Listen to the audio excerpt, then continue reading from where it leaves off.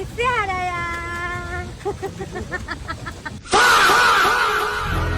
तर one day Lonavala फिरण्याचा plan करताय तर हा व्हिडिओ नक्की शेवटपर्यंत पहा. तर आता तुम्ही म्हणाल की एका दिवसात कधी लोणावळा फिरून होतो का? तर नक्कीच नाही. पण तुम्हाला तुमच्या फॅमिली सोबत एका दिवसामध्ये क्वालिटी टाइम स्पेंड करायचा असेल तर ही रील नक्की पहा आणि सेव्ह करा.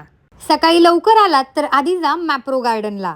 इथे वेगवेगळ्या प्रकारचे छान छान लहान मुलांसाठी गेम्स आहेत आणि मॅप्रो स्ट्रॉबेरी फेस्टिवल असेल तर तुम्हाला अनलिमिटेड स्ट्रॉबेरी देखील खाता येईल. यानंतर लोणावळ्याचं फेमस असं वॅक्स म्युझियम तुम्ही नक्की पहा.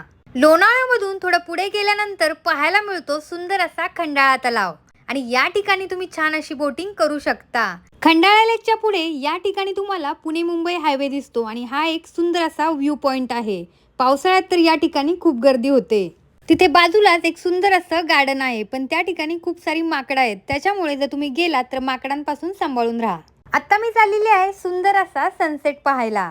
तर आता मी आहे पुणे मुंबई हायवेवर आणि हा आहे मंकी पॉइंट आणि इथला सनसेट म्हणजे खरंच खूप सुंदर आहे. हा तुम्ही नक्की पहा. लोणावळ्यामध्ये तुम्ही अजून कुठल्या प्लेसेस व्हिजिट करू शकता हे मी कॅप्शन मध्ये मेन्शन केलं आहे. Okay bye.